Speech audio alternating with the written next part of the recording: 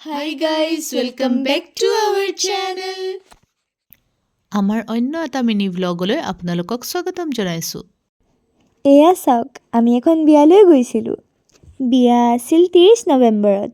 আপোনালোকক দেখুৱাওঁতেহে অলপ দেৰি হ'ল কাৰণ মোৰ যে এক্সামছ আছিল। অৱশ্যে বিয়াখন কাৰ আছিল জানেনে? ৰুমা জেঠাইৰ ছোৱালী ৰিয়া বাৰ।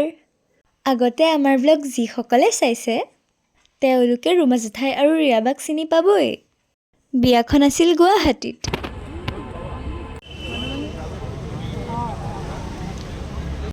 বিয়াত আমি বহুত ফূৰ্তি কৰিলোঁ।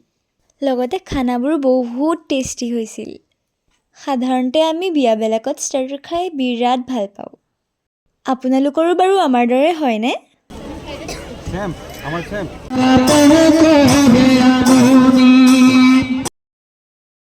চেম্প ডাঙৰ হ'ল দেখিছেনে? আগদিনাখন তাইৰ বাৰ্থডেও আছিল। সেইকাৰণে মায়ে তাইলৈ এটা গিফ্টো লৈ গৈছিল। আৰু এয়া চাওক আমি গোটেইখিনি ইমান ধুনীয়াকৈ একেলগে বহি আছোঁ। চিয়ান আৰু টিনটিনক চাওকচোন, ইহঁতে এইবিলাক কৰিবলৈ কোন এৰিলে বিয়াখনত। এইখিনিতে ৰিয়া আৰু দীপলৈ আমাৰ ইউটিউব চেনেলৰ তৰফৰ পৰা যুগ্ম জীৱনৰ শুভেচ্ছা জনালোঁ। Bye bye guys.